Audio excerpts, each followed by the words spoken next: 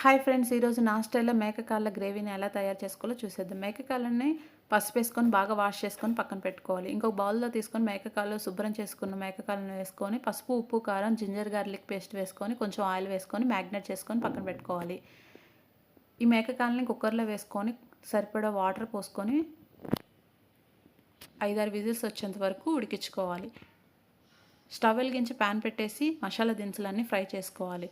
ధనియాలు, చెక్క, మొగ్గ, ఇలాచి, జీలకర్ర దోరగా ఫ్రై చేసుకొని ఫైన్ పౌడర్ చేసుకొని పక్కన పెట్టుకోవాలి.